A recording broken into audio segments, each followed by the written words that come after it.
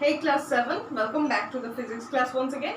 So what we are going to do today, we are going to do some of the numerics and the revision lessons of motion. Okay, now before doing that, we are going to clarify one thing, that what is the relation between Newton and kilogram force. Okay, so in our last class we have already known that 1 kgf is equals to 9.8 Newton. Now how this is coming? For that we have to clear about what is the relation between these two. Okay, now look at the board. First here we are going to know what is a Newton, then what is kgf, and what is the difference between these two. Alright, so here 1 Newton is a force. First of all, Newton is a force, so it is a force that accelerates a mass of 1 kg at 1 meter per second square. Now we have already known that W, that is the weight, is equals to mass into acceleration, right? M stands for the mass and A stands for the acceleration. Now from there the story begins that Newton, here this is a force which is equals to 1 kg, that is mass will be 1 kg with the acceleration, here 1 kg is the mass and acceleration is 1 meter per second square. Alright, and what about the kgf then? Kilogram force. This is a force too, but here the acceleration stands for the gravity. Okay, so here the acceleration was 1 meter per second square, we can say, for the Newton, but in case of kgf the gravity is acting as the acceleration. So the gravitational force or the acceleration of the gravity, that is the A. Okay, and on the mass of 1 kg, that is similar to the Newton. Okay, so how we are going to express this? 1 kgf will be mass into acceleration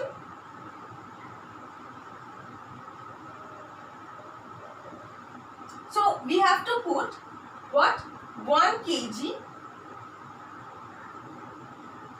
into what is the acceleration due to gravity? That is 9.8 meter per second square. Alright, so here we can say that 1 kgf is equals to 9.8 kg meter per second square.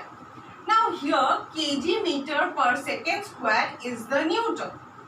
Alright, so that's how we can write that 1 kgf is equals to 9.8 Newton. Okay, now we are going to use this value for the upcoming numerics. So for the first example, the question is the mass of an object is 10 kg. Alright, so we have to do what? Express it in kgf and second one in Newton. Okay, so first we know that 1 kilogram force or kgf is the weight of an object of 1 kg. Okay, so 1 kgf is equals to 1 kg we can say. Alright, so how we are going to say or express this? If 1 kgf is equals to 1 kg is the value of 1 kg, therefore we can say that for 10 kg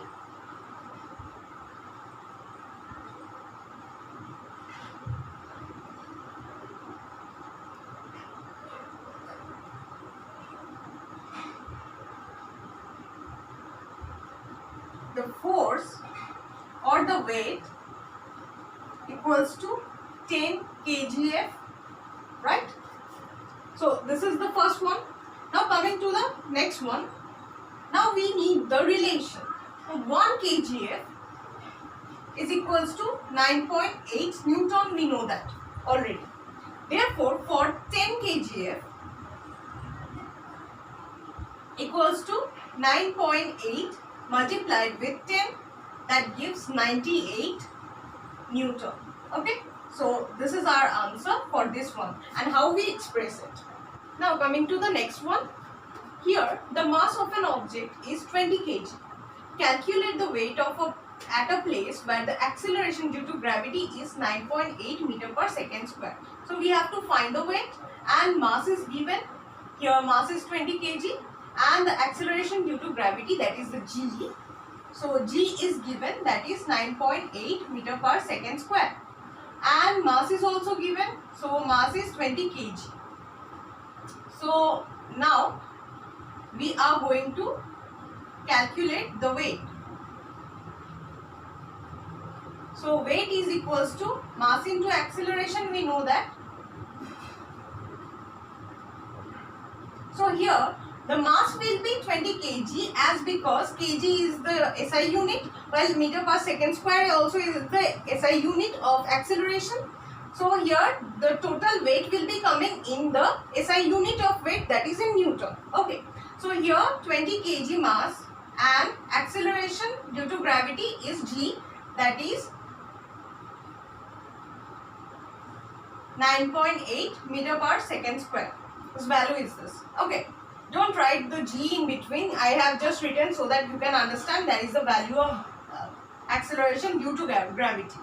So here after multiplying this, what we are going to get a number of 196.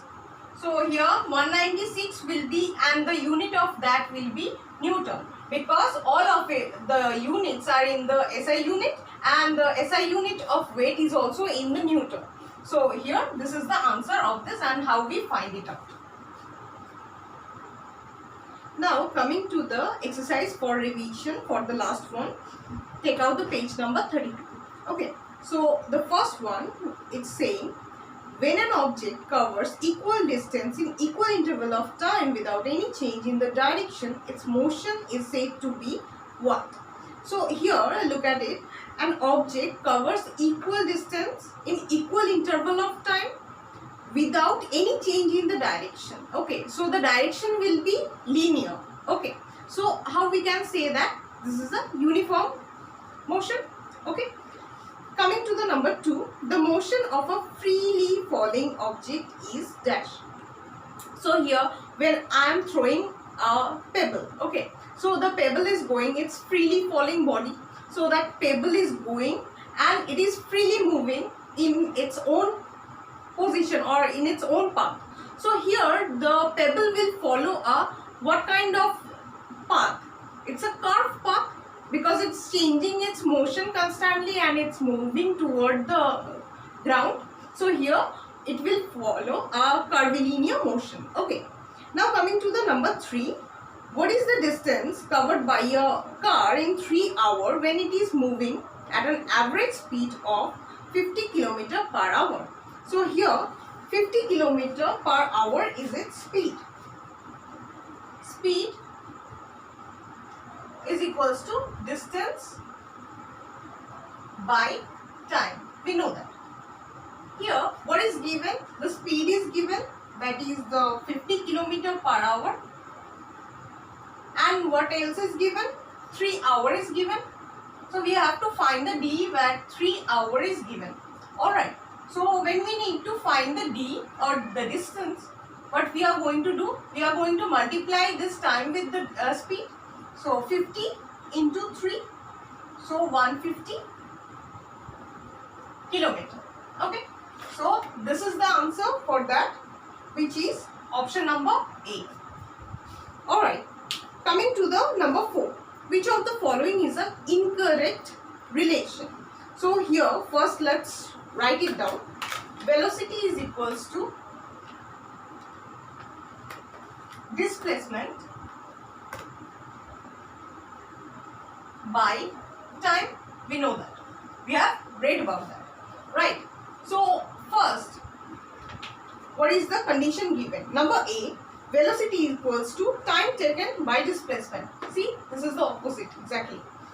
Number B, time taken equals to displacement by velocity. So how we are going to understand from there whether it is right or not? If we are taking this time out here, so let's take and so exchange it. Exchange the position of them. So displacement will be intact in its own position while the velocity will be swapping its position. So here displacement by velocity. So when we need to find out the time, we are going to divide the displacement by the velocity. So that is also correct. Number C, displacement is equals to velocity into time. Now we need to find this. So what we are going to do?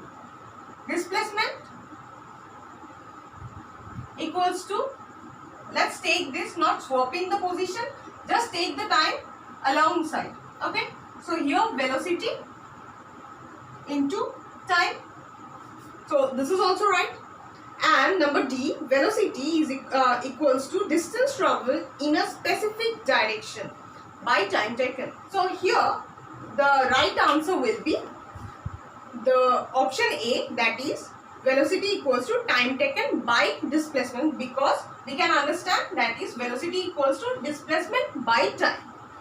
Okay, now coming to the number 5, the SI unit of acceleration is what?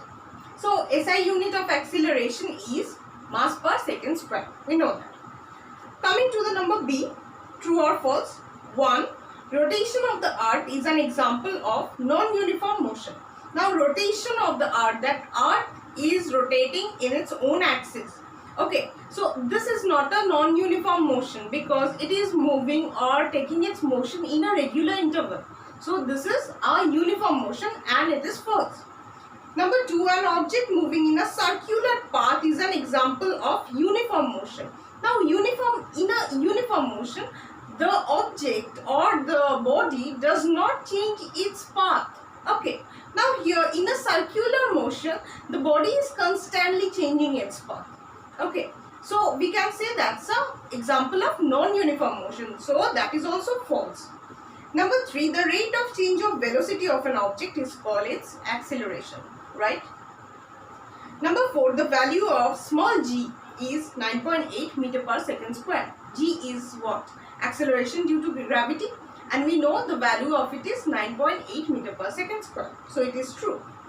Number 5, the weight of an object is minimum at the poles and maximum at the equator. Just the opposite. The weight of an object is maximum at the poles and minimum at the equator. Number 6 and the last one, the SI unit of weight is Newton, right? Newton it is. So it is a true option. Okay. So this is it for this class, and we are going to see each other in our next video with something new. Till then, thank you for watching.